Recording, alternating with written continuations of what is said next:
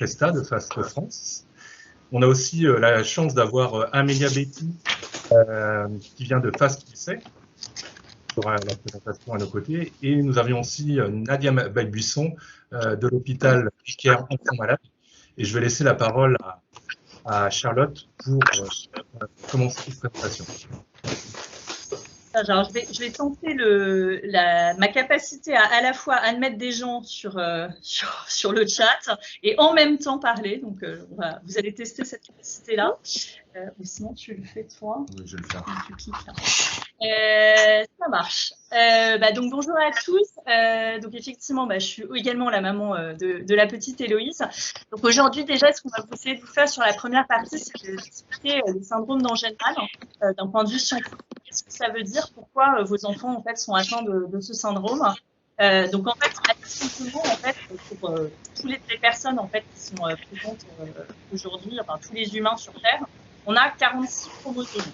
En fait, 23 pères, une qui vient de votre maman et une qui vous vient de votre papa. Chaque chromosome en fait derrière va. Il faut que tu fasses. Laisse-moi faire. Sur chaque chromosome, en fait, vous trouvez énormément de gènes, en fait, et sur chacun de ces gènes, ils servent à quoi? En fait, c'est ça qui code pour tout le fonctionnement de votre corps. Le syndrome d'Angelman, en fait, il est provoqué par un problème, en fait, qui se situe sur le niveau du chromosome 15. Donc là, ils sont tous numérotés. En fait, en l'occurrence, le syndrome d'Angelman, ça touche les chromosomes 15 et il touche à peu près une naissance sur, alors il y a plusieurs données, mais on va dire à peu près sur 12 000 ou sur 20 000. Souvent, la grande majorité, c'est un peu le fruit du hasard. Rarement, c'est hérité, mais c'est plutôt le fruit du hasard. Aujourd'hui, en fait, ces gènes, quand ils s'expriment, souvent, ils s'expriment à la fois à travers ce que vous verrez au chromosome de votre maman, mais aussi à la fois par rapport au chromosome qui vous vient de votre papa, et en fait, les deux gènes en fait vont coder pour la même chose. Ce qui se passe en fait, c'est que sur certains gènes en particulier, tu peux passer à la charte après, sur certains gènes en particulier, c'est malheureusement le cas pour UBE3A, donc qui est le gène qui est concerné par le syndrome d'Angelman. En fait, il y a quelque chose qui s'appelle l'empreinte génomique. Alors, qu'est-ce que ça veut dire l'empreinte génomique? C'est que sur certains gènes, la partie qui vous vient de votre papa est rendue silencieuse. Ça veut dire que tout simplement, en fait, il y a comme un stop, ça marche plus. En fait, les gènes ne sont pas lus, quoi. Comme un gène dans votre supermarché, ça marche pas, c'est pas lu. Donc, entre guillemets, le gène qui vient du papa, en fait, il, globalement, ne sert à rien dans ce cas présent. Donc, ça, c'est vrai pour tout le monde qui a l'empreinte génomique sur ce fameux gène UBE3A qui est sur le chromosome 15 dans le cerveau. C'est vrai pour chacun d'entre vous et tous les humains.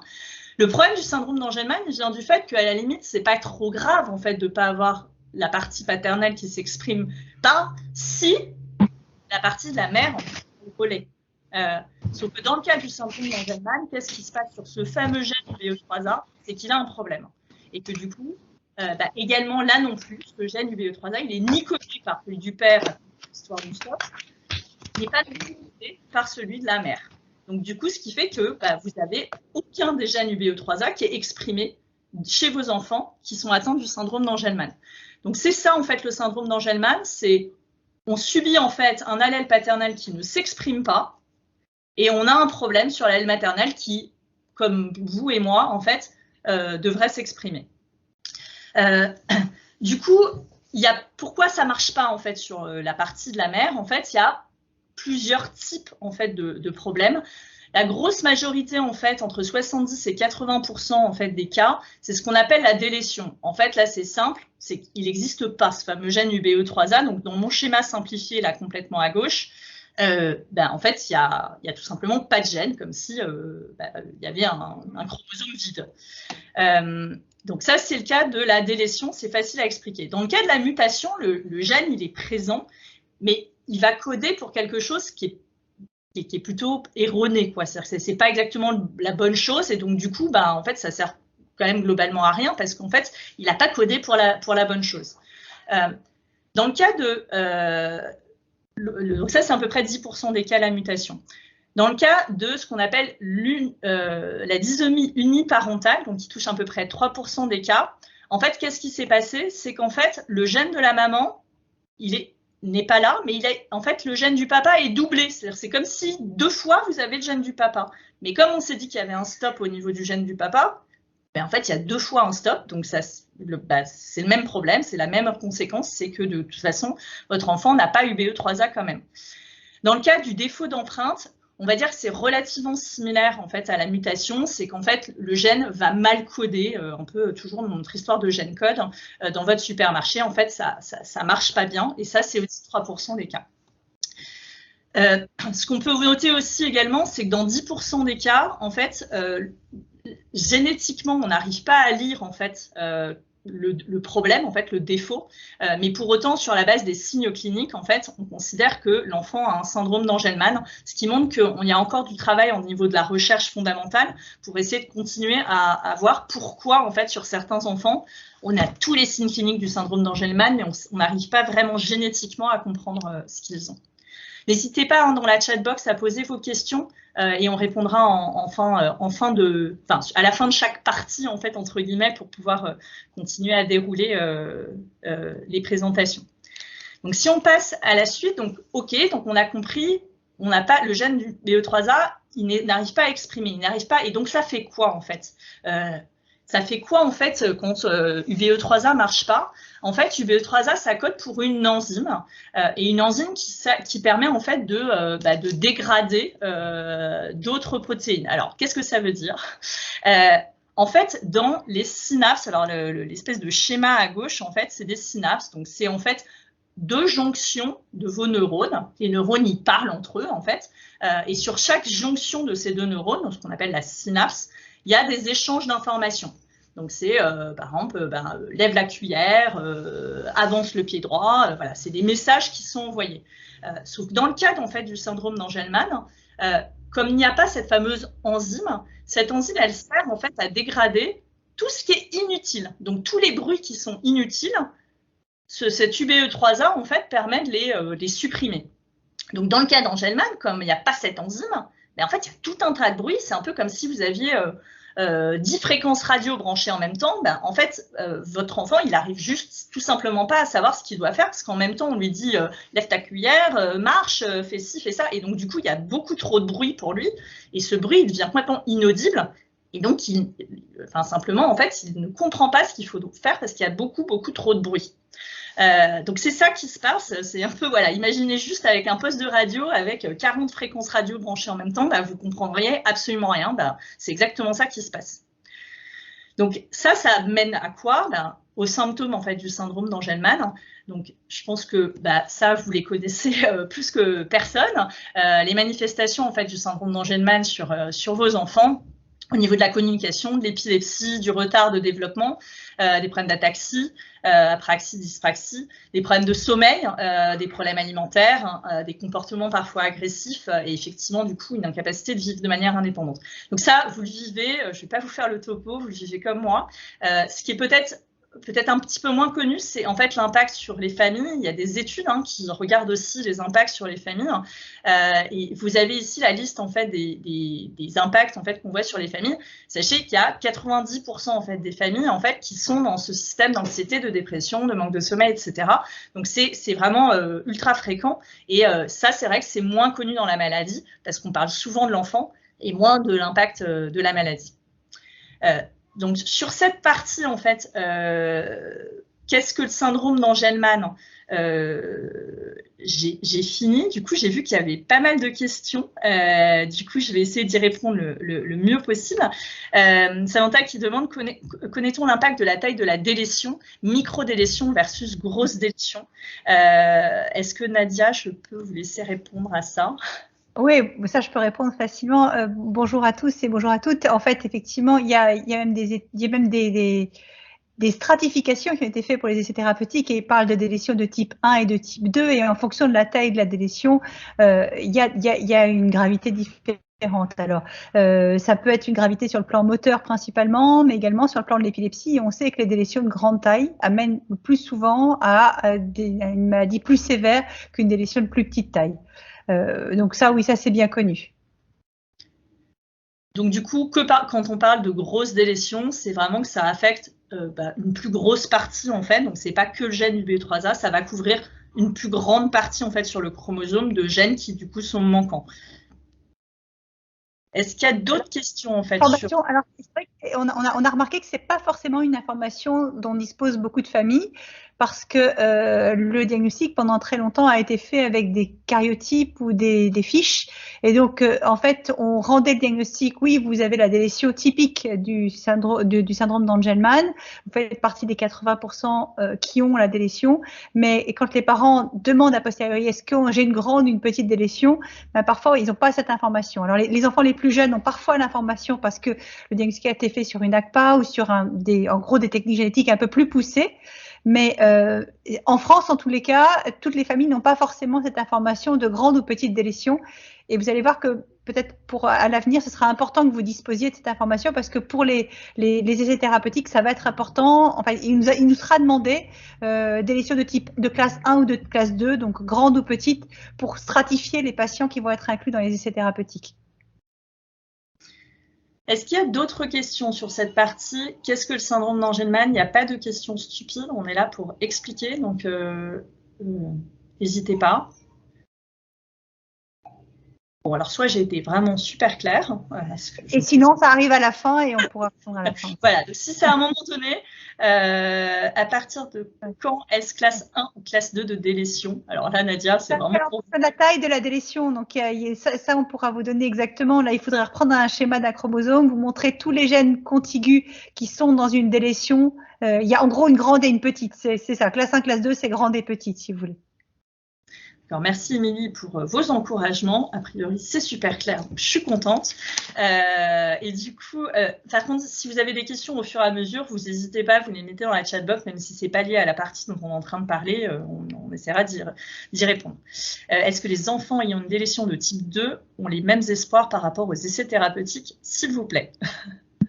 Je réponds. Oui, ils ont les mêmes espoirs pour l'instant. On n'en est pas encore à stratifier la réponse au traitement. On espère que tout le monde va répondre et on espère que évidemment une délétion. L'objectif c'est de corriger la maladie et c'est pas la taille de la délétion qui va empêcher ça, je pense. Mais ça, on va vous l'expliquer après dans les essais thérapeutiques. Donc, ce que je vous propose, c'est de passer la parole à Amélia, en fait, pour vous expliquer dans une deuxième partie, en fait, ce que FAST essaie de jouer comme rôle, en fait, dans cette partie recherche. De nouveau, n'hésitez pas à continuer à mettre des questions dans le chat. Amélia, je te laisse la parole. Merci Charlotte. Amélia a l'extrême gentillesse de parler en français, mais c'est pas sa langue natale parce qu'elle est américaine. Mais merci beaucoup Amélia et vous allez voir, elle parle super bien. Merci Charlotte. Bonsoir à tous et à toutes. C'est vraiment un plaisir d'être avec vous ce soir. En fait, je suis en vacances avec ma famille. J'habite en Jordanie, mais nous sommes à Dubaï cette semaine. Donc, c'est un peu tard pour moi, désolée, mais je vais essayer de parler en français pour vous ce soir. Je fais partie du conseil d'administration de FAST US et on était très contents d'accueillir Charlotte et Anthony et plusieurs d'entre vous au sommet de FAST en décembre. Aussi le médecin Buisson, c'était vraiment un plaisir de faire votre connaissance aussi. Donc, notre vision de FAST, c'est écrit ici. FAST est un comité de direction entièrement composé de parents comme nous, qui ont des enfants touchés par le syndrome d'Angelman. Nous avons une ambition d'apporter des traitements transformateurs à tous les individus dans le monde vivant avec le syndrome d'Angelman, quoi que soit l'âge et le génotype. Et cela se fait grâce au financement d'un programme agressif de recherche scientifique, comme vous savez très bien, favorisant la collaboration, la compréhension, la préparation de l'accélération du développement de médicaments. C'est l'objectif de FAST que le programme que nous financions accélère la preuve de concept sur les modèles animaux jusqu'à devenir des traitements prometteurs pour l'homme avec des essais cliniques. Et nous avons deux comités, le comité de direction dont je fais partie et le conseil scientifique. Donc ça, c'est notre vision de FAST, ça c'est qui nous sommes. Et FAST en chiffres, j'aime beaucoup ces visuels, n'est-ce pas? C'est très important et ça aide aussi à voir. On a 500 000 personnes dans le monde touchées par le syndrome d'Angelman. Donc, beaucoup parmi ces 500 000 personnes ne sont pas encore diagnostiquées. Donc, on a beaucoup de travail à faire à propos de cela. On a aussi 23 plus programmes de syndrome d'Angelman dans le pipeline, dont certains sont en essai clinique. Et ça, c'est vraiment c'est formidable. FAST a été lancé en 2008 et FAST a investi plus que 25 millions de dollars pour aider à apporter des traitements transformateurs pour nos enfants avec le syndrome d'Angelman. FAST a plus de 20 laboratoires subventés pour comprendre l'étiologie et identifier des options sur le traitement d'Angelman syndrome. Nous avons aussi 9 thérapies génétiques issues de programmes financés par FAST et visant le développement de traitements promoteurs. Donc, nous sommes très fiers de cela. Nous avons investi plus que 3 millions pour créer des nouveaux modèles animaux sur le syndrome Angelman. Et ça, c'est très important parce que les traitements potentiels sont quel est le mot? On utilise des animaux pour tester ces traitements, pour voir s'ils sont efficaces. Et comme ça, on peut identifier les traitements qui sont les meilleurs pour nos enfants avec le syndrome d'Angelman. Et FAST est global, c'est formidable, dont vous, FAST France, fait partie. Donc, on a FAST Australia, FAST Canada, FAST France, bien sûr. On a l'Italie, l'Espagne, Angleterre et aussi Latin America. Donc, on a la Colombie, le Chili et aussi l'Argentine. Et comme vous savez bien, ceux qui ont suivi le sommet, en décembre, il a été traduit dans 15 langues, ce qui était formidable pour notre communauté globale. Merci beaucoup Amélia pour ta participation et pour expliquer un peu ce qu'est FAST. Merci. Du coup, je ne sais pas s'il y avait des questions de nouveau pour Amélia sur la partie FAST associatif. N'hésitez pas à mettre dans la chat box aussi et puis on y répondra. Du coup, on va passer à la suite, donc avec les pistes thérapeutiques. Donc moi, je vais vous parler de la feuille de route de FAST pour réussir sa mission telle que l'a décrit Amélia. Donc on va dire, on a des pistes. Pardon. Hop. Voilà. Pardon. Donc il y a deux premières pistes qui sont d'investir dans des stratégies thérapeutiques. Donc là, l'idée, c'est de corriger les causes. Donc typiquement, c'est de la thérapie génique. Donc on va s'intéresser à l'allèle maternel et on va essayer d'avoir une expression de l'UBE3A ou de la protéine qui soit fonctionnelle sur l'allèle maternel. Et puis on a une autre piste qui est une opportunité, on peut le voir comme ça, l'empreinte génomique, le fait que qu'il y a quelque chose qui rend silencieux cet UBE3A. Et si on arrivait à faire en sorte que l'UBE3A soit exprimé par l'allèle paternel, c'est un autre axe de recherche. Donc là, vous avez deux pistes qui vont traiter véritablement les causes. On a, j'ai un petit souci avec la souris, excusez-moi. On a une troisième piste qui sont plutôt des thérapies aval pour traiter tous les problèmes symptomatiques du syndrome d'Angelman au niveau des synapses. Et puis, on a un quatrième élément qui est plutôt transverse, c'est préparer la communauté à avoir des essais cliniques, aujourd'hui en fait partie, préparer les scientifiques à véritablement savoir ce que c'est le besoin au quotidien d'une famille Angelman, et donc d'influer aussi sur le design d'essais cliniques. Mais on va revenir plus en détail sur les 4 éléments. Retenez juste qu'il y a sur les stratégies, il y en a qui agissent sur les causes, d'autres qui agissent plutôt sur les conséquences, et puis le 4e qui est plutôt un travail transverse. Je vais les détailler un peu. Ah, pardon. Qu'est-ce qui s'est passé? On est revenu en arrière, je suis désolé. Voilà. Donc, les stratégies pour modifier la maladie. Donc, il y a l'axe thérapie génique ou protéines. Donc, avec différentes techniques, je ne vais pas les détailler parce que ça mériterait beaucoup plus de temps. Mais pour les initiés, ils le verront, les adéno-associated virus et les lentivirus. Mais ce qui est important de voir, c'est le nombre de logos, c'est-à-dire le nombre de compagnies, de laboratoires ou de biotech qui investissent dans cette voie. Alors, on a vu qu'il y a une deuxième piste qui est l'activation de l'allèle paternel. Donc là, c'est vraiment stop the stop, comme ils disent en anglais. Donc, arrêter l'arrêt si on le traduit en français. Et vous avez différentes techniques, ASO, ATF, CRISP, short RNA ou micro-RNA. Mais ce qui est important de voir, c'est aussi le nombre d'acteurs qui est de plus en plus important sur cette piste.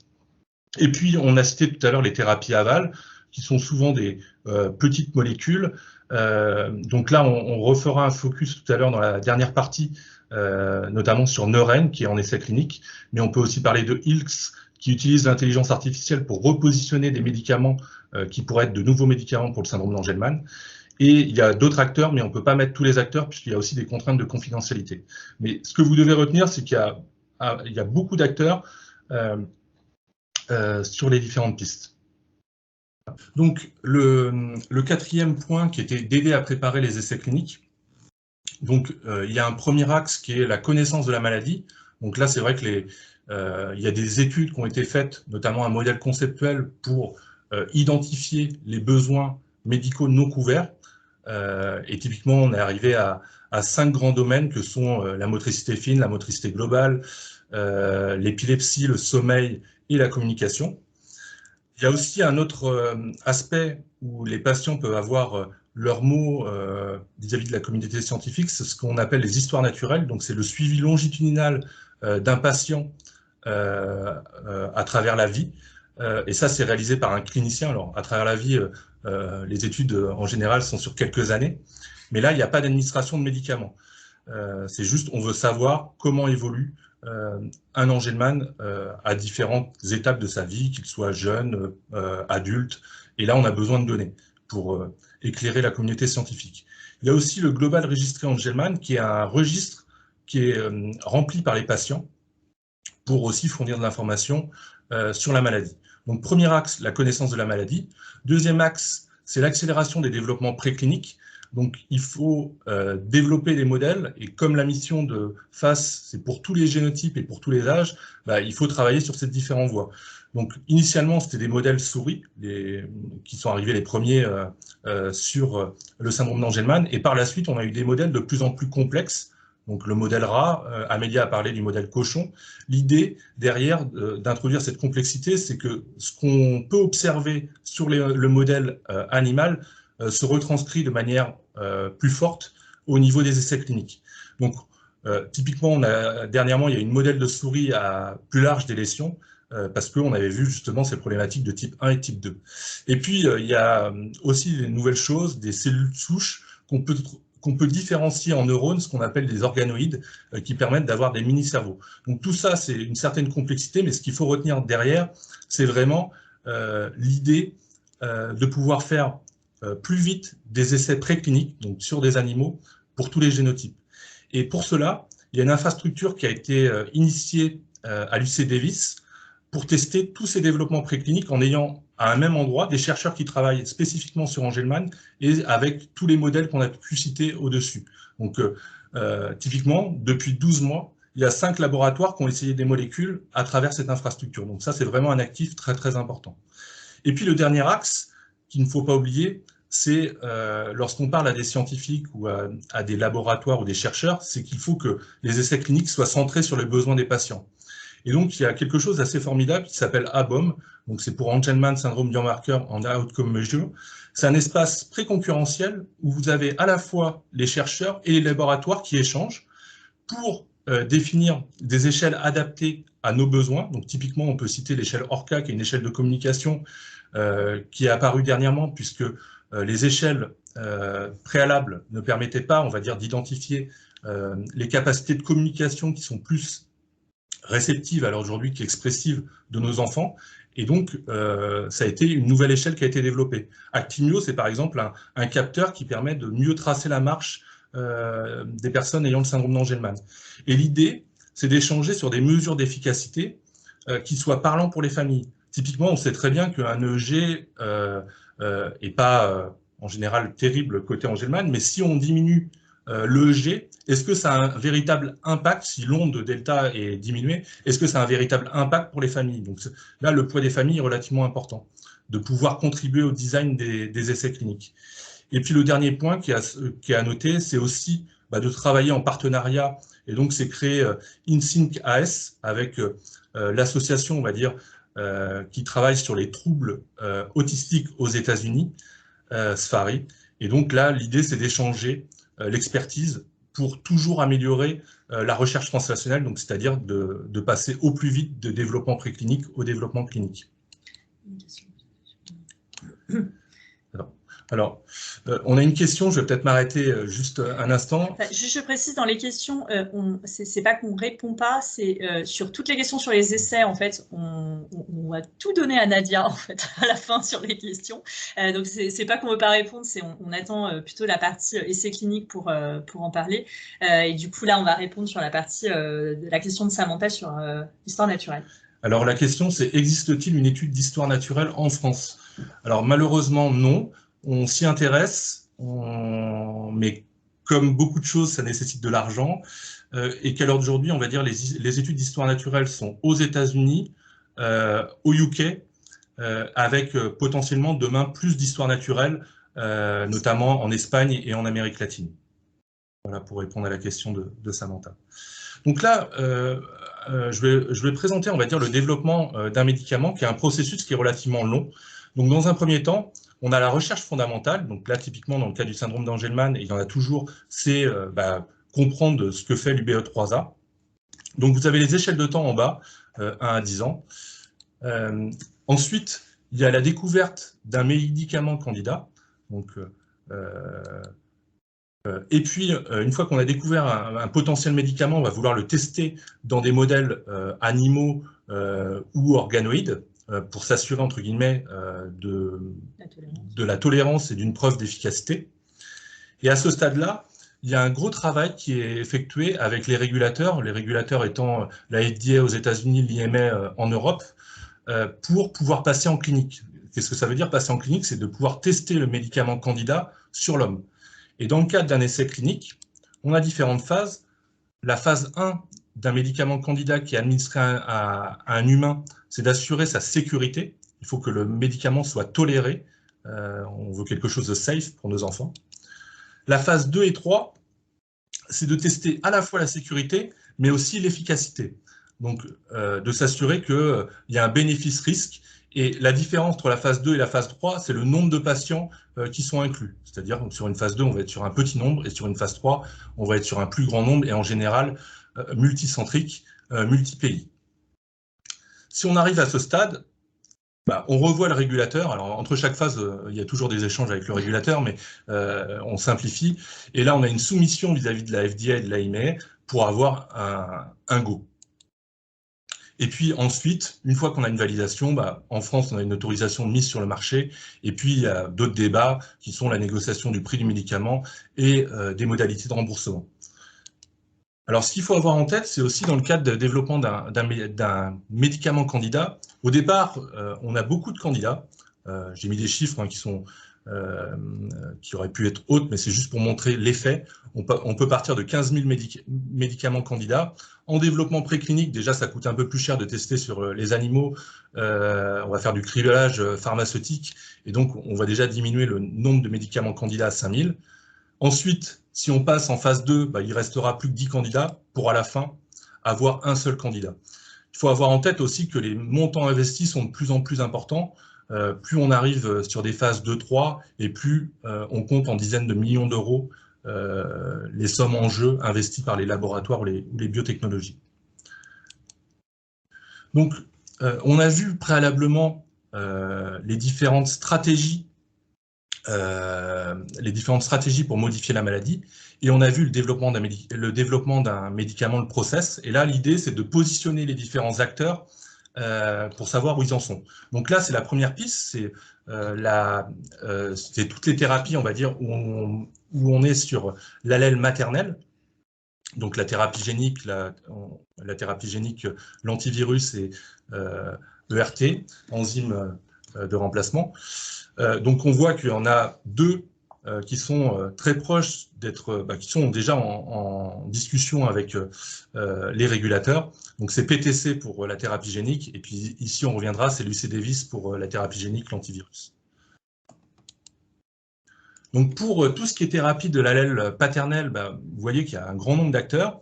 On en a 3 sur les ASO, dont 2 qui sont en essai clinique et un autre qui va être très proche, qui est très proche de l'être, et on les détaillera dans la dernière partie avec Nadia.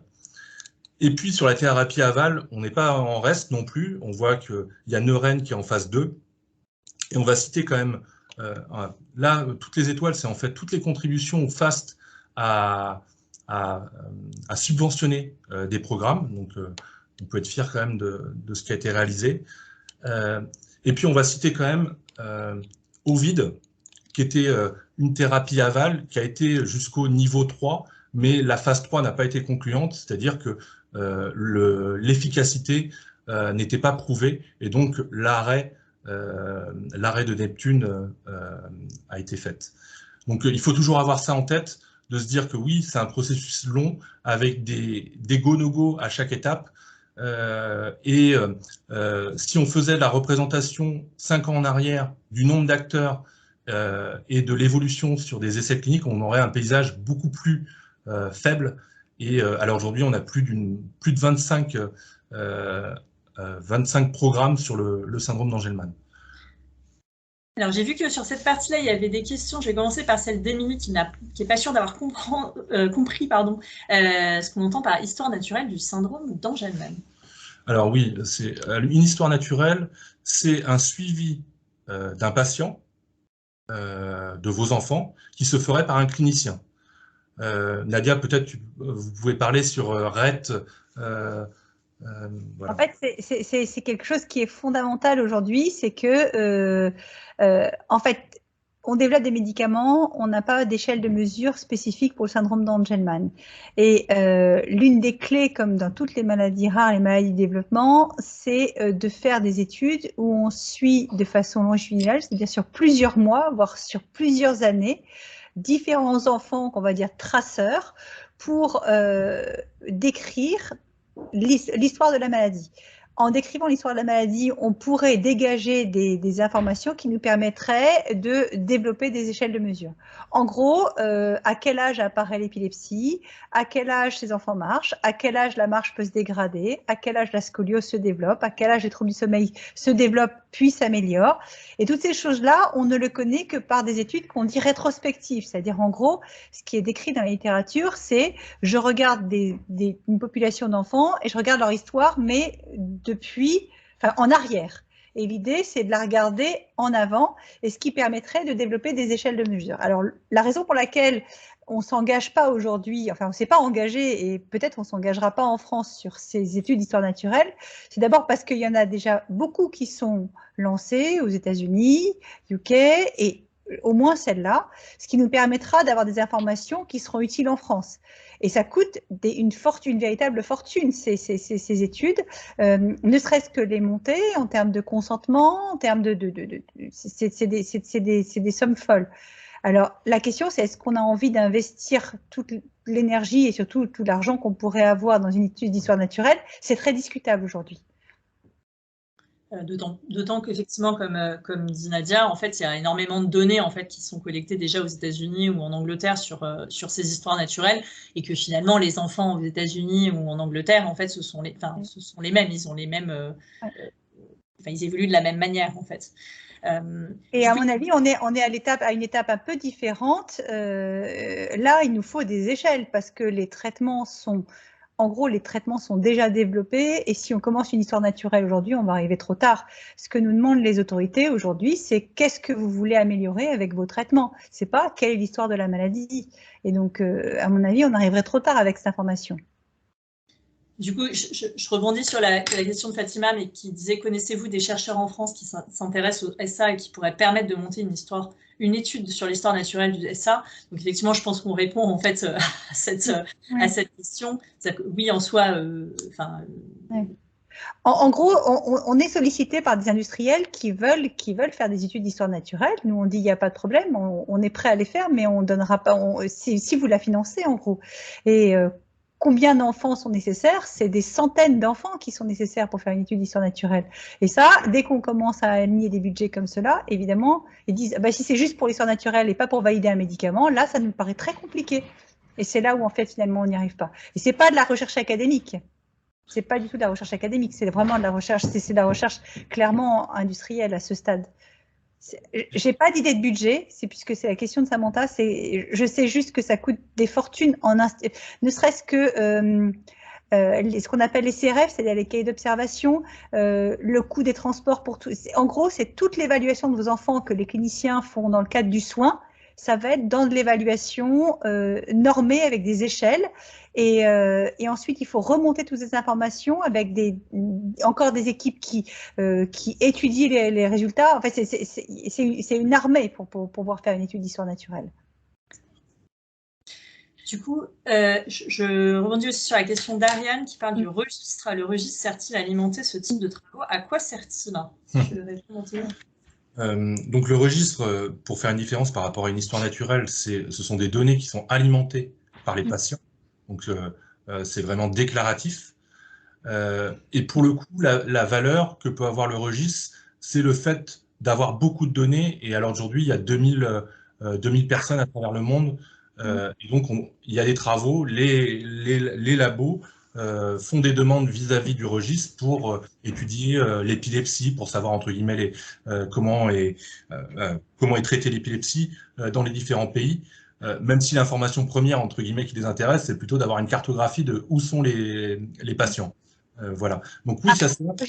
Après les registres, il y a peut-être c'est plus dans le REC, dans Fonctionnel, je ne l'ai pas entendu dans l'Angelman, il n'y a pas de raison que ça ne suive pas pour l'Angelman, c'est qu'en fait, ils utilisent, il y a des boîtes d'intelligence artificielle qui extraient les données pour pouvoir après, une fois qu'ils ont extrait les données des cliniques, de pouvoir dire quels sont les points communs pour pouvoir après convertir ça en échelle de mesure. Donc les registres, c'est des outils extrêmement puissants qui sont qu'on appelle patient-based, c'est-à-dire que ça vient des familles qui déclarent comment leur enfant est et qui parfois téléchargent des documents médicaux. Mais c'est extrêmement puissant parce que c'est très riche d'informations non orientées. C'est-à-dire vous donnez une information sans savoir si vraiment cette information va être pertinente ou pas. Et c'est le nombre d'informations cohérentes qui va permettre de dire « Ok, celle-là, elle est bonne parce que celle, on n'en a jamais parlé, mais elle vient dans 50% des patients. Les parents déclarent ça alors qu'on ne l'avait jamais souligné comme étant une information essentielle. » Donc, ça sert à ça, le registre. C'est très, très différent de l'histoire naturelle. Alors, en tout cas, dans les deux cas, ça sert effectivement à collecter des informations qui, du coup, vont être utiles pour préparer en fait, des essais cliniques pertinents, en fait, là, dans le cas présent, sur le syndrome d'Angelman. Je vous propose de passer en fait à la partie suivante, qui est effectivement la partie sur les essais cliniques et notamment les 5 qui sont soit déjà en essais cliniques, donc sur l'homme, soit en passe de l'être. Et de fait, il y a pas mal de questions aussi, mais Nadia, je vous laisse déjà dérouler la presse et puis après on répondra aux questions sur les essais. Tiens, tu passes le slide. Oui, c'est moi qui ai la main pour passer les... Ok, d'accord. Donc j'ai la chance de vous présenter les essais qui sont en cours ou qui sont prévus. Et vous allez voir qu'on est au tout début des programmes d'essai puisqu'on est dans la phase de la sécurité et on n'est pas encore en train d'évaluer l'efficacité. Alors le premier, ça a été donc un essai qui a été développé par l'industriel Roche, et donc c'était un oligonucléotide. Donc c'est un antisens. Le principe, c'est donc là, c'est pas de corriger l'allèle malade, mais d'activer, de lever l'empreinte et donc de prendre l'allèle qui est silencieux pour lui permettre de sauver en fait l'enfant. Donc à ce stade-là, l'assaut, donc c'était un programme qui s'appelle Tangelo, donc on était sur une phase de type 1-2, et l'objectif c'était donc d'évaluer la sécurité et la tolérance. Alors, dans cet essai qui était un essai multicentrique dans lequel les États-Unis, l'Espagne, l'Italie et les Pays-Bas ont été des centres investigateurs, nous, on est arrivé après, en fait. Donc, on a discuté avec eux une fois que ces essais étaient ouverts. Donc, la France n'a pas été partie prenante du programme Tangelo. Donc, ils ont comme projet d'inclure jusqu'à 66 patients entre 1 et 12 ans. Et donc, ils vont étudier la tolérance, mais également ce qu'on appelle la pharmacocinétique et la pharmacodynamique. En gros, ils administrent le médicament dans le système nerveux central, donc en gros, c'est par une sorte de ponction lombaire, on va dire. Et ils vont essayer d'évaluer comment est diffusé cet ASO dans le sang et dans le liquide céphalorachidien, avec donc comme idée après d'évaluer l'efficacité. Aux dernières évaluations, en décembre 2021, ils avaient recruté 43 personnes. Pour le moment, en termes de sécurité, ça allait être bien supporté, à part des phénomènes de fièvre et de vomissement, et pas d'effets indésirables graves, mais il faut noter qu'ils ont utilisé en gros qu'une seule dose. Il n'y a pas eu d'escalade de doses qui aurait pu être une situation dangereuse, comme vous allez le voir dans un autre essai. L'objectif, c'est de passer maintenant à une augmentation des doses, et donc ça va être ce qu'ils appellent le Tangelo 2 qui va être ouvert après cette première phase. En gros, en France, nous, on a essayé de se positionner pour le Tangelo 2. On attend des nouvelles de Roche, mais pour l'instant, ils ne nous ont pas du tout recontactés pour cet essai-là. Le suivant est GenTX, et donc ça c'est sur le même principe, c'est-à-dire que c'est un autre oligonucléotide, donc quelque chose toujours qui est basé sur la levée de l'empreinte, pas de la thérapie génique, donc quelque chose qui est aussi assez mobile. La thérapie génique, c'est quelque chose, quand on injecte de la thérapie génique, on intervient sur le génome de l'enfant, et donc du coup on peut pas revenir en arrière. Un ASO, on est obligé de le donner régulièrement, et si jamais il y a un effet indésirable, eh ben, il va s'enlever avec le temps. Donc c'est beaucoup plus flexible d'avoir un ASO qu'une gene thérapie aujourd'hui. Donc cet ASO est aussi en phase 1-2, et la caractéristique de ce programme-là, donc c'est un autre oligonucléotide, une autre séquence. Donc ça, on n'a pas vraiment les détails du type de séquence que c'est, mais à chaque fois qu'on vous dit ASO, c'est pas exactement les mêmes, c'est à chaque fois un oligonucléotide différent, avec une séquence différente et probablement une pénétration intracérébrale différente. Donc là, c'est donc un autre, en gros, c'est un autre ASO, et donc on repart à zéro, avec toujours la question de sécurité, tolérance, puis ensuite, dans les objectifs secondaires, c'est quelle est la dose qui se retrouve dans le cerveau et dans le sang de l'enfant pour pouvoir évaluer la toxicité, et quelle est la dose qu'on va pouvoir donner. Alors là, dans cet essai, donc l'objectif, c'était d'avoir 20 patients entre 4 et 17 ans, et ils se sont attaqués d'abord à la plus grosse cohorte. Vous savez que la plus grosse cohorte des enfants Angelman, c'est les enfants qui ont une délétion, 70 à 80% des cas, et ils ont décidé de se concentrer sur cette première population et après d'élargir en fonction de ce qu'ils auront eu sur la phase 1-2. Et puis, ils n'ont pas eu de bol parce que donc eux, ils étaient plus ambitieux que pour les Roche, parce que comme vous voyez, il y avait 3 cohortes avec à chaque fois une escalade de doses. Et en fait, très rapidement, pour tous les patients, ils ont eu des effets indésirables graves sous la forme d'une paraplégie. C'est-à-dire que c'est des enfants qui avaient progressivement perdu la motricité au niveau des membres inférieurs. Donc, ils ont essayé de comprendre ce qui se passait, évidemment, puisque ce n'était pas du tout un effet attendu. Et c'est lié à une inflammation, donc quelque chose qui n'avait rien à voir avec la thérapie en elle-même, mais plutôt au site d'administration, une inflammation au niveau du point d'injection qui se corrigeait avec l'arrêt du protocole. Donc, en gros, on enlevait l'ASO, on enlevait les administrations de médicaments et l'enfant récupérait progressivement la marche. Donc évidemment, ils se sont arrêtés et ont modifié le protocole. Et donc là, aujourd'hui, il y a une nouvelle version du protocole. Je pense que c'est la suivante. Hein. Non, ça c'était pour… Non, il y a une nouvelle version du protocole qui va… ça c'est juste pour vous dire où on en est et après on va parler de l'efficacité. Nouvelle version du protocole où en fait ils se sont rendus compte, ils ont fait des IRM, ils se sont rendus compte que la composante inflammatoire était très importante. Donc ils se sont dit, il faut que l'organisme s'habitue à ces injections. Et donc comment l'organisme s'habitue? Eh bien en diminuant la dose de départ. Donc en étant moins ambitieux sur la dose, enfin, l'escalade rapide, mais plutôt en commençant très doucement. Et en ajustant en fonction de la tolérance la dose, en montant peut-être un peu moins vite et en essayant de voir si finalement une dose moins importante serait aussi efficace. Ils vont également changer le système d'administration pour essayer de voir si finalement, en changeant les systèmes, parce qu'on est obligé de passer par comme un équivalent de ponction lombaire, mais en changeant le système d'administration, peut-être qu'on aura moins d'inflammation locale.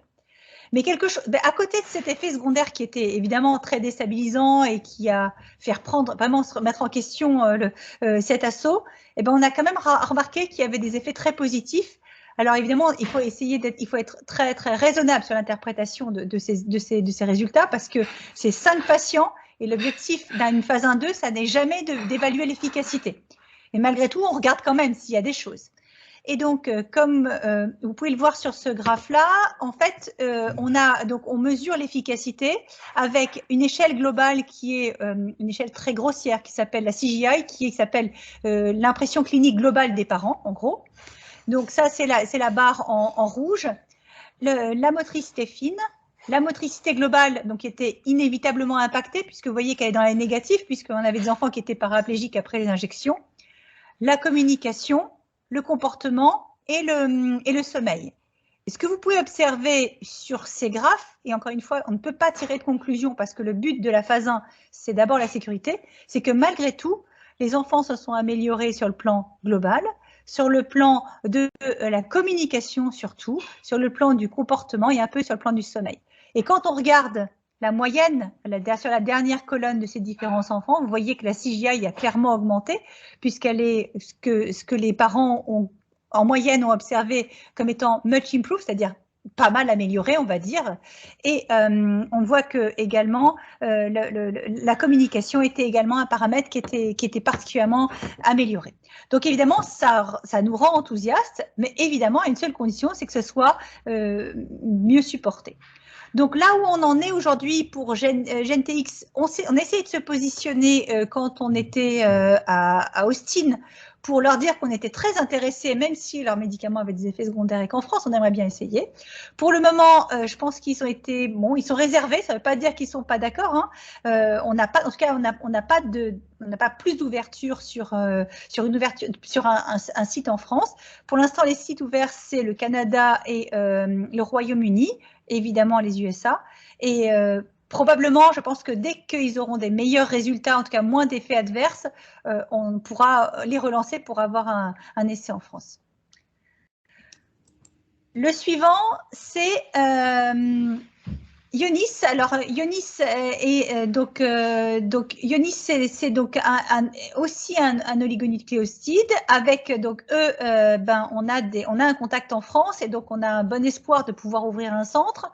Exactement les mêmes objectifs, hein, c'est sécurité, tolérance, on est sur une phase 1-2.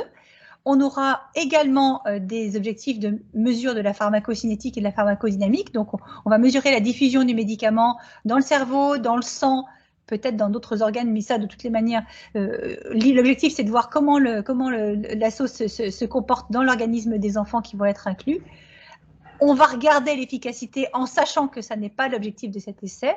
Et on va avoir, donc l'objectif, c'est de mettre donc, d'inclure des enfants et des adultes. Dans cet essai-là, c'est l'une des caractéristiques, entre 2 et 50 ans, une grosse partie de délétion, mais également des enfants avec des mutations UBE3A. Objectif 45 patients si tout se passe bien. Multicentrique et dont la France, mais on ne sera pas les seuls. Et l'objectif, c'est qu'on arrive le plus rapidement possible, puisque évidemment, dans ces essais de phase 1-2, il faut inclure le plus rapidement possible pour avoir la réponse à la sécurité et la tolérance, pour pouvoir passer après à une phase évidemment 3 et idéalement pour mesurer réellement l'efficacité et aller plus loin. Si jamais on a la moindre, efficacité, évidemment, il y a une extension à long terme qui sera prévue et ces enfants seront évidemment suivis après dans la 3e phase. Je réponds aux questions après parce que là, ça va trop vite. Il y a trop de questions pour moi. Et alors, donc ça, c'est pour les assos. Donc, vous avez vu aujourd'hui trois groupes différents qui sont en compétition, évidemment. 3 assos différents avec des protocoles différents. Vous voyez, un qui était une dose qui était, enfin, différentes doses, mais pas d'effet secondaire, mais peut-être pas d'efficacité. Un qui a été beaucoup plus ambitieux, escalade de doses, et qui a eu des effets secondaires importants, qui a fait qu'ils ont réfléchi à un nouveau protocole peut-être moins ambitieux, mais toujours avec une escalade de doses.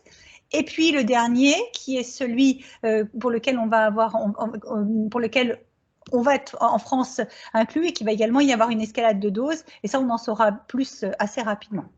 Donc voilà ce qu'on a sur les oligonucléotides. Alors, en parallèle de tout ça, comme vous l'a montré Anthony, il y a d'autres thérapeutiques qui sont en cours de développement. Alors ça, c'est une thérapie qu'on dit aval. Alors c'est une thérapie non spécifique, hein, c'est-à-dire qu'on essaye c'est presque symptomatique, on va dire, on va essayer de corriger des désordres de la maladie, mais sans réellement toucher à la maladie elle-même. Et donc, Neuren a développé un médicament qui est en cours d'essai, encourageant dans le RET et dans d'autres maladies. Et donc, comme il y a un effet sur les neurones et les cellules neurogliales qui pourrait être intéressant, ils ont proposé une ouverture de centre, enfin en tout cas un essai pour le syndrome d'Angelman. Alors, pour tout vous dire, les données d'efficacité pour le RET étaient tellement pas bonnes qu'ils n'ont pas passé la barre de l'EMA pour le RET. Et donc, je pense qu'ils n'ont même pas tenté pour l'Angelman l'EMA. Donc, à l'heure actuelle, les essais de phase 2, ils sont principalement en Australie et je ne suis pas sûre qu'on l'aura un jour en Europe. Le principe, c'est vraiment une thérapie d'aval, mais qui est effectivement en cours aujourd'hui. Alors ensuite, une autre approche qui est une approche extrêmement séduisante et très différente. Alors là, c'est une approche de thérapie génique qui est en gros, qui est un peu comme, en fait, qui est comme une greffe de moelle. C'est une greffe de moelle autologue. Alors là, en fait, ce que vous avez ici, c'est un peu le circuit du patient, de comment ça se passe. Alors, c'est une équipe, donc c'est une recherche vous avez vu, qui est une recherche académique. C'est encore une université qui va s'occuper de cet essai-là. Donc, pour l'instant, ils n'en sont pas au stade de breveter ou en tous les cas de laisser en tout cas cet essai à un industriel. Donc, ça veut dire qu'on est très, très, très en amont des données d'efficacité. Mais l'idée est intéressante.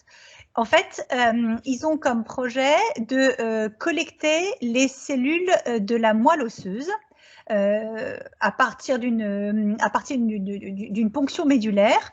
Et ces cellules-là, ensuite, ils vont les prendre dans leur laboratoire. Donc, c'est des cellules qui, évidemment, sont des enfants malades.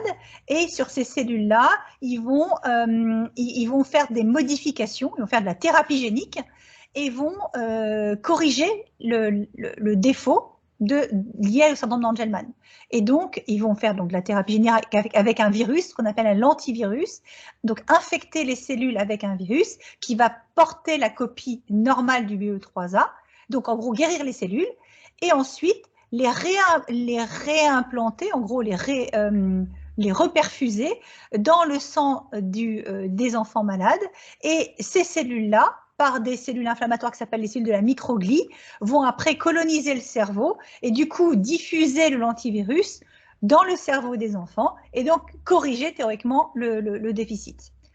Donc, c'est quelque chose qui a déjà été fait chez la souris et donc ils ont montré que la preuve de concept était intéressante.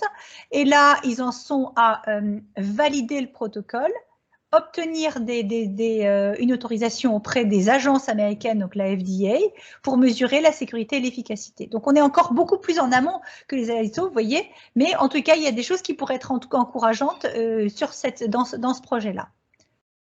Et puis, je crois que Je vous ai tout dit. C'est tout. Je crois que c'est tout. Mais alors Nadia, il y a beaucoup de questions, donc c'est à la fois super. Alors, mais j'espère que vous êtes accrochés.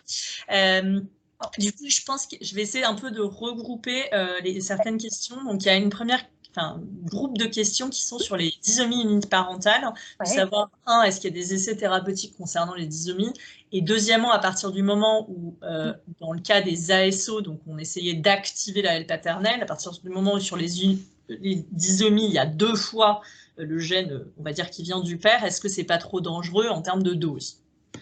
Alors, alors, c'est vrai qu'on n'en parle pas beaucoup parce que c'est effectivement un groupe de patients qui est assez réduit et c'est vrai qu'ils ne sont pas forcément dans les critères d'inclusion aujourd'hui. On sait que trop du BE3A, c'est pas non plus génial. Donc, il y aura un effet dose et ça va être une véritable question. Je vous avoue qu'aujourd'hui, ça n'a pas été, en tout cas, moi, j'ai pas entendu ni à Austin, ni dans toutes en tout cas, les présentations que j'ai pu voir, une question sur les inclusions de ces malades-là encore. Donc, je crois que ça va être, pour moi, ça va être l'étape après. Parce qu'il y a, pour la dysomie, il y a clairement un problème d'effet dose. C'est-à-dire qu'on ne peut pas se permettre d'activer 2 allèles en même temps. Donc, il va falloir qu'on soit encore plus prudent. Effectivement, il y a une question également sur quelle est la différence entre les ASO, c'est-à-dire entre celui de Roche, Tangelo, entre celui de Genetics, entre Alos. Donc ça, je crois que vous avez répondu, Nadia, déjà que c'est pas les mêmes codes, quoi. Enfin, oui, exactement. C'est pas les mêmes séquences. À chaque fois, ils essayent de les modifier. C'est vraiment, c'est très minutieux. Hein. C'est de la séquence génétique et il suffit de changer, de mettre un polymorphisme de plus. Donc, en gros, changer quelques séquences pour pouvoir avoir un effet très différent, soit plus important, soit moins important. Et donc, les ASO, c'est quelque chose qui est vraiment très, enfin, je pense, qui est enfin, on peut en designer plein à l'infini. Donc, si 3 boîtes proposent 3 OSO différents, on peut avoir 1 sur 3 qui peut être efficace. On peut avoir 0 sur 3 ou 3 sur 3. Hein. Après, il y a des questions sur, là, on étudie en fait les essais cliniques en fait sur et la toxicité, la sécurité en fait sur la base de quelques mois. Comment on peut savoir que à partir du moment où c'est des médicaments qui vont devoir être pris sur une vie entière pour certains, comment on mesure cette toxicité, cette sécurité sur la vie? Alors, il y a dans le parcours du médicament, en particulier pour les ASO, mais c'est encore plus vrai pour la thérapie génique, c'est des enfants qui vont être suivis toute leur vie en fait. Hein. C'est-à-dire que toute leur vie, on va, donc nous médecins, on va faire des rapports auprès des autorités pour dire, voilà, on est à 1 an d'une thérapie ASO, 2 ans, 3 ans, 10 ans, etc. Et on devra de toutes les manières surveiller la tolérance. On est des ASO, il y en a qui ont été développés pour l'amyotrophie spinale. C'est pas la seule maladie pour laquelle des ASO sont développés. Donc, c'est pas la première fois qu'on utilise des ASO pour une maladie. Hein. Donc, mais par contre, effectivement, ils vont être surveillés toute leur vie, ces enfants-là. Quel est l'intérêt concrètement que la France se joigne aux essais cliniques? Quels sont les avantages attendus? C'est vrai qu'alors là, on pourrait prendre le point de vue de dire on est dans une société mondialisée, les essais vont très vite, c'est beaucoup d'engagement de se mettre dans les essais thérapeutiques. Il y a le groupe placebo parce que là, on n'en a pas parlé, mais dès qu'on va passer dans les essais de phase 3, il va y avoir des groupes placebo et donc du coup, beaucoup de contraintes pour les malades. Après tout, peut-être que si ça ne marche pas, il suffit d'attendre tranquillement que le médicament arrive. C'est vrai que c'est pas notre stratégie. Je crois que le but, c'est quand même d'être acteur du traitement et de faire partie d'un groupe qui avance. Mais c'est sûr que si toutefois il y a un médicament qui marche, on est dans un monde mondialisé, et s'il y a un essai qui marche, un médicament qui marche, il sera disponible en France, il sera disponible pour tous les enfants, comme ça a été le cas pour l'amyotrophie spinale, en particulier, vous voyez, donc s'il y a un médicament qui marche et que la France n'a pas participé au développement, c'est pas très grave. On y aura accès un jour. C'est juste que c'est beaucoup plus enthousiasmant de participer au développement. Voilà. Et après, je pense qu'évidemment, c'est un choix très personnel pour son propre enfant, en fait, de vouloir l'intégrer ou pas. Là, c'est pas la même question. La question, c'est en tant que parent, quel est mon intérêt à y participer? Alors là, effectivement, ça, c'est une réponse personnelle. Mais en tant que groupe français, nous, on a envie de s'impliquer, quoi. Alors, il y a une question sur génétique. Sait-on si les enfants régressent, régressent en termes on avait vu qu'il y avait une amélioration. Est-ce qu'on sait s'ils régressent une fois que les injections ont cessé? Ils nous ont pas donné d'informations là-dessus. Hein. Je peux répondre. Oui. Je peux répondre parce que il a été observé des bénéfices beaucoup plus longs que la phase, on va dire, où justement il y a eu cet effet indésirable. Mais forcément, ça a diminué puisqu'ils n'avaient plus d'ASO. Ce que je peux dire, c'est que les 5 patients qui étaient dans l'essai ont voulu rester dans l'essai. C'est aussi un autre élément de réponse. Donc, ils sont réintégrés avec le nouveau protocole. Avec le nouveau protocole, maintenant. Alors, il y a après de nombreuses questions sur Ionis, donc je les lis un peu en rafale, Nadia. Et puis, Ionis a-t-il obtenu l'Orphan Drug Designation pour son ASO? Connaît-on la taille de la cohorte française pour Ionis? Ionis, c'est un début en 2023. Point d'interrogation. Ionis, on espère que ce sera 2022. Et après, on est beaucoup tenu par des clauses de confidentialité. Donc, je peux difficilement répondre à ça. Je suis certaine, a priori, sauf des étapes administratives qui bloqueraient Ionis et on pourrait rien y faire. Mais en gros, on est prêt en France à avoir un essai en 2022, oui. Alors, est-ce qu'il y a une désignation orphan drug? Je ne sais pas du tout. Non. Vérifier, je n'ai pas la moindre idée. On est à l'étape des CPP et on est beaucoup, à mon avis, bien plus avancé. Je peux juste dire que demain, il y aura un communiqué de presse de Ionis. Donc, il y aura plus d'informations dès demain. Mais non, c'est 2022 a priori. La taille des échantillons, je ne la connais pas vraiment, mais c'est très peu d'enfants. Pour la sécurité, en général, c'est très contraignant pour les malades et c'est très contraignant pour les médecins et pour les équipes. Et donc, en général, vous voyez, on essaye de ne pas dépasser 5 enfants par centre. Merci. Et du coup, je finis avec les dernières questions. Donc, quelles sont les conséquences de trop du BE3A? Alors là, en fait, je pense qu'on ne sait pas vraiment, mais on le sait dans d'autres maladies où quand on a trop d'une forme de molécule, c'est vrai que vous allez me dire si on a trop d'ubiquitination après tout, puisque c'est une protéine qui fait le ménage pour le bruit de fond, comme l'a expliqué Charlotte de façon assez claire. Quand on fait le ménage, quand sur beaucoup de bruit de fond, qu'est-ce qui peut se passer finalement? C'est pas très gênant. Je crois qu'on ne connaît pas de maladie où il y a un excès du BE3A, mais on anticipe que ce serait pas bon pour l'équilibre cellulaire. Donc après, je ne peux pas vous dire de façon plus claire parce que là, pour le coup, je n'ai pas fait de recherche vraiment. Peut-on raisonnablement envisager un groupe placebo avec des administrations intratécales? C'est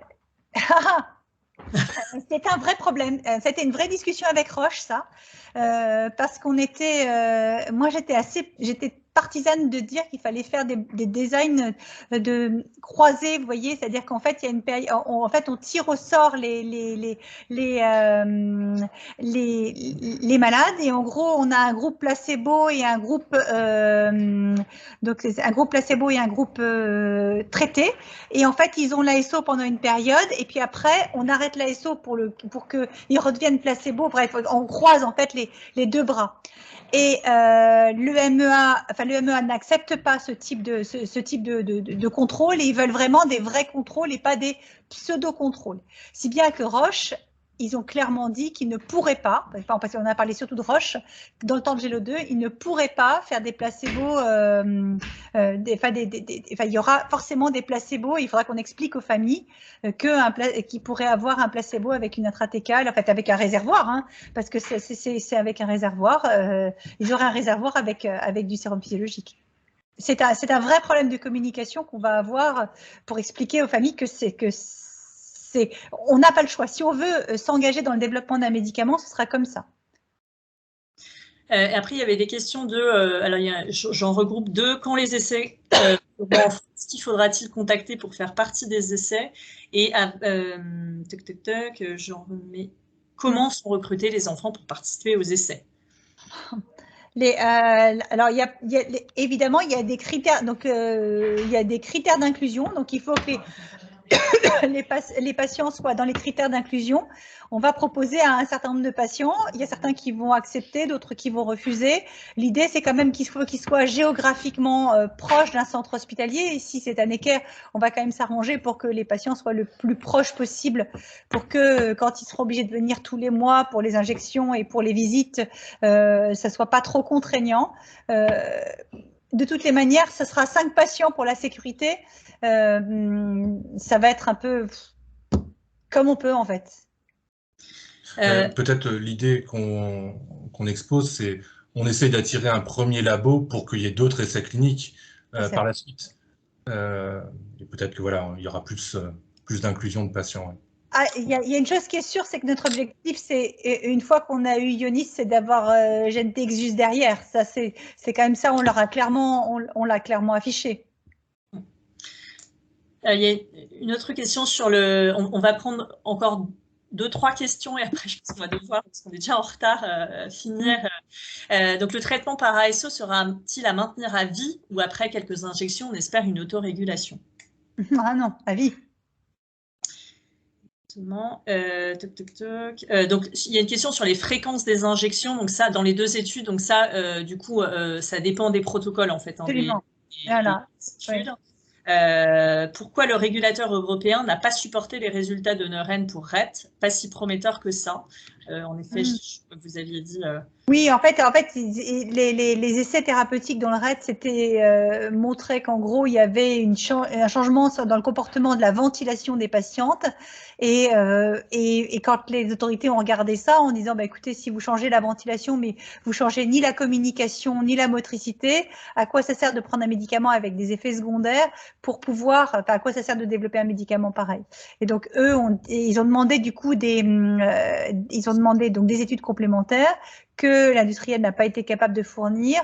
Et donc, du coup, comme c'est un industriel qui a en gros ils ont deux sites, ils ont un siège aux US et un siège en Australie. Ils ont décidé de faire tout leur développement dans ces deux pays. Au moins, ils étaient moins gênés par les autorités. La preuve de concept dans l'Angelman, elle est encore moins solide puisque en gros, ils veulent avoir une action sur les cellules neurogliales. Et là, c'est assez fumeux quand même, mais bon. Si ça marche, on les suivra. Hein. Je réponds à la question de Samantha sur le protocole des cellules souches qui permettrait une autorégulation ou un traitement à vie également. Pour le coup, c'est un traitement. En fait, c'est one time, c'est-à-dire qu'on le fait une fois et après, c'est fini. Donc ça, pour le coup, il n'y a pas de traitement à vie. Enfin, c'est une seule fois. Quoi. Ouais. Et enfin, la dernière question, quelle attente peut-on avoir de façon réaliste sur les améliorations apportées par les futurs traitements ou plutôt justement quoi ne pas attendre, ils ne vont pas forcément devenir bilingues en chinois. Voilà, qu'est-ce qu'il faut en attendre et qu'est-ce qu'il faut ne pas en attendre? Bah, je pense que là, effectivement, tous les espoirs sont permis. Alors, plus on intervient tard dans une maladie, moins on va avoir de réversion de la maladie complète. Il ne faut pas rêver. Si on a un adulte à qui on met même une transplantation de cellules souches, il va, au meilleur des cas, développer de la communication, avoir une marche qui sera plus fluide, avoir moins de dégradation. Mais ça va pas être lève-toi et marche. Si on a un petit enfant, peut-être qu'on pourra améliorer la communication, diminuer l'épilepsie, améliorer le sommeil, améliorer des choses comme ça. En fait, on n'en sait rien, on part pour le meilleur et puis on verra bien. On se dit que c'est clair que plus on agira tôt dans la maladie, plus on a une chance d'améliorer le phénotype de ces enfants. Après, le reste, c'est très compliqué d'évaluer. Je peux juste vous dire que l'expérience qui a eu lieu pour la myotrophie spinale, pour lequel il y a clairement des développements de thérapie génique et d'ASO, c'est que les enfants étaient transformés, améliorés, mais pas corrigés. Il n'y a aucun enfant marchand. Vous voyez, c'est des enfants qui sont améliorés. Ça a changé la vie de la famille, ça a changé la vie de l'enfant, mais ils n'étaient pas tout à fait normaux non plus. Et pour rebondir sur la myotrophie spinale, est-ce que c'est une trajectoire, on va dire, que pourrait prendre le syndrome d'Angelman, c'est-à-dire le développement dans un premier temps d'ASO, puis par la suite d'une thérapie génique? Est-ce que c'est quelque chose de réaliste? Évidemment, c'est ça le principe. Hein. C'est évident que c'est comme ça que les choses sont prévues en fait.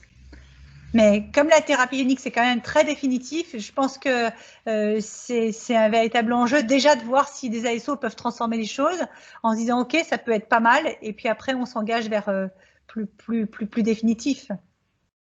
Une question intéressante. Je prends la dernière question qui me semble intéressante pour tous ceux d'entre nous qui ont envie d'avoir un dernier petit bébé, et après on laissera quand même partir Nadia. Même si, il n'existe pas de diagnostic du SA durant la grossesse en France aujourd'hui, mis à part amniosynthèse pour grossesse à risque. Ouais. Non, il n'y a pas de, non, on n'a pas de prénatal, on n'a pas non plus de dépistage néonatal, parce qu'en France on pourrait envisager ça. Justement, dans les programmes de FAST aux US, je ne sais plus dans quel état, ils ont décidé de financer un dépistage néonatal. Moi, je vous avoue qu'un dépistage néonatal, s'il n'y a pas de traitement derrière, je suis pas sûre que je trouve que ça a un intérêt, mais pour reprendre l'exemple de l'amyotrophie spinale, ce qui s'est passé, c'est qu'une fois que le traitement a été développé, il a été proposé un dépistage néonatal, et maintenant il y a un dépistage néonatal qui est en cours de développement pour l'amyotrophie spinale. Ça veut dire que si toutefois il y a un développement de traitement qui est intéressant, il sera proposé un dépistage néonatal. Eh ben, écoutez, merci. Je suis désolée, Roman, parce que du coup, j'avais juste dit qu'on laissait partir Nadia après cette question. On peut y aller, on peut répondre à celle-là si c'est la dernière. On peut y aller. Il y a une fenêtre thérapeutique pour ASO et pour à la fois les ASO ou les thérapies géniques. On n'en sait rien. Pour l'instant, tout le monde est inclus, même les adultes. Après, on verra bien. Il y aura probablement un groupe qui va être plus répondeur. Mais aujourd'hui, on part sans a priori. Vous avez vu, des adultes sont inclus. Moi, je trouve ça super. Évidemment, on n'a pas c'est pas la même ambition, mais ça peut être intéressant d'avoir une efficacité sur les adultes aussi. Hein. Voilà, bah écoutez, on arrive au bout voilà, de ce webinaire. On voulait remercier Nadia, Amélia, pour leur participation. Voilà, l'idée c'est de continuer à faire vivre en fait cette communauté, continuer à vous informer. Évidemment, du coup, si Ionis confirme bien le lancement de l'essai clinique en France, voilà, on renouvellera en fait un webinaire plus dédié probablement à l'essai d'Ionis. Voilà, on n'est pas là, on attend encore la confirmation définitive. Et puis n'hésitez pas à poser des questions également sur la page Facebook de FAST. Voilà, on essaie d'y répondre. On va dire, on est parents aussi d'enfants en Gelman, mais du coup, on essaye de répondre au plus vite. Et puis peut-être une dernière chose, on va faire un travail collaboratif avec l'AFSA et Syndrome Angelman France sur justement les essais cliniques, essayer d'apporter aussi des réponses à vos questions. Donc on y travaille tous ensemble parce qu'il n'y a qu'une seule communauté, même s'il y a des sensibilités différentes. Et voilà, donc je vous remercie tous d'avoir répondu présent et on postera bien sûr la version enregistrée, même s'il y a eu quelques petits ratés de réalisation. Voilà. Merci. Merci à tous. Merci beaucoup. Bonne soirée. Au revoir.